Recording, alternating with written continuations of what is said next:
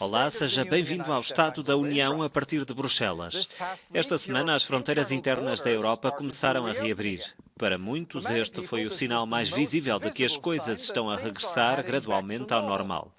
De forma preocupante, também chegaram notícias de novos surtos de coronavírus em países que julgávamos ter a situação da pandemia praticamente controlada, como a Alemanha, Nova Zelândia e China. Na capital chinesa, Pequim, as autoridades isolaram bairros inteiros com precisão militar. Atendendo à natureza do regime chinês, não é surpresa.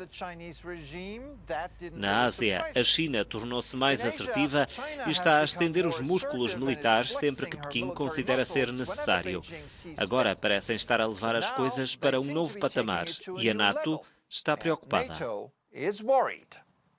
A China está a investir fortemente em novas capacidades militares de longo alcance, em mísseis que podem atingir todos os aliados da Aliança Atlântica, a modernizar as forças nucleares. Não se trata apenas de uma questão de movimento para o Mar do Sul da China. Trata-se do facto de que a China se está a aproximar de nós. Esta semana, o Parlamento Europeu também condenou as táticas de braço forte da China em Hong Kong, em particular a polémica Lei de Segurança Nacional para a antiga colónia britânica. A União Europeia terá muitas oportunidades de partilhar as queixas com Pequim quando as duas partes se juntarem para uma cimeira virtual na segunda-feira. O Parlamento Europeu também debateu outra matéria mais próxima de casa, o racismo. O movimento Black Lives Matter tornou-se global e na Europa os protestos despertaram a atenção das pessoas para símbolos do colonialismo e racismo com a vandalização de monumentos e estátuas. A Presidente da Comissão Europeia, Ursula von der Leyen, mostrou o apoio aos manifestantes, dizendo que é tempo de ouvir essas vozes, de agir e fazendo um meia-culpa. Olhemos para este hemiciclo. A diversidade da nossa sociedade não está representada. E sou a primeira a admitir que as coisas não estão melhores, nem no Colégio de Comissários, nem entre os funcionários da Comissão Europeia. É por isso que digo que é preciso falar sobre racismo. Precisamos de agir. É sempre possível mudar para uma direção melhor se houver vontade para isso. Junta-se agora a nós uma historiadora de renome, Margaret Macmillan, professora na Universidade de Toronto e professora emérita na Universidade de Oxford. Seja bem-vinda. É especialista em História Imperial Britânica, um período em que foram erguidos muitos destes monumentos que agora foram vandalizados. Em que pensa quando vê imagens de estátuas a cair? Depende do caso. Não gosto de ver as pessoas a decidir sobre que estátuas querem derrubar sem passar pelos processos necessários.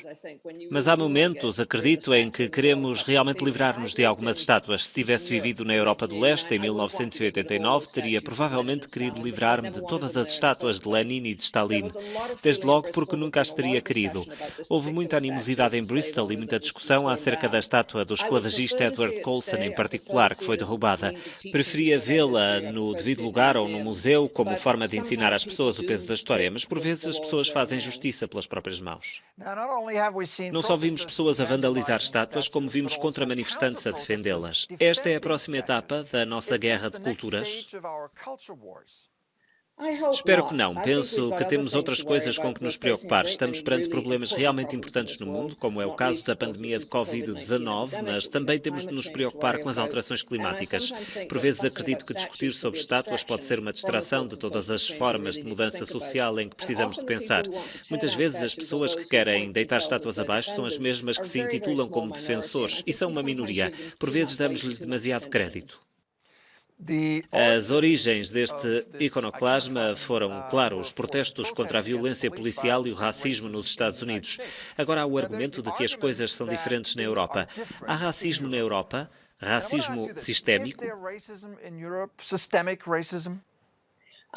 Considero sempre o conceito de racismo sistémico um pouco dúbio, porque é difícil defini-lo exatamente. Se há um sistema que discrimina as pessoas de determinada cor ou etnia, então faz claramente parte do sistema. Mas se tratam de exemplos isolados de pessoas que são racistas, que são desagradáveis para os outros e os discriminam nessa base, não falaria em algo sistémico.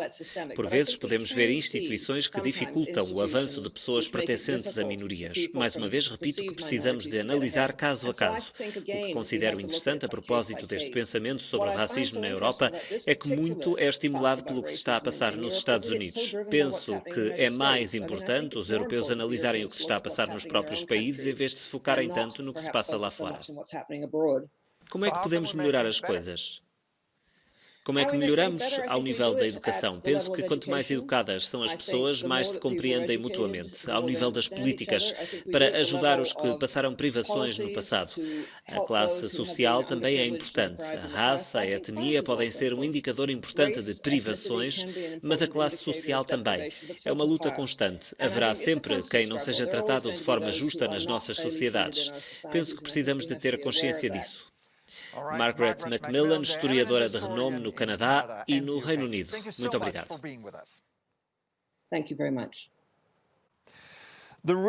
O ressurgimento do racismo pode ser uma consequência de uma dupla pandemia, de um vírus que recusa desaparecer e do colapso económico. Uma combinação perigosa que deixa as pessoas confusas e inseguras à procura de bodes expiatórios. É tudo por hoje. Obrigado pela sua atenção. Antes de vos deixar, deixo-vos algo inspirador da República Checa. A primeira casa impressa a 3D. Foi construída com recurso a um robô industrial equipado com um braço de impressão especial. A casa pode ter qualquer forma que o cliente deseje e pode ser posicionada no campo, na cidade ou até na água. Dito de outra forma, podem escolher-se os vizinhos. O que lhe parece? Até para a semana.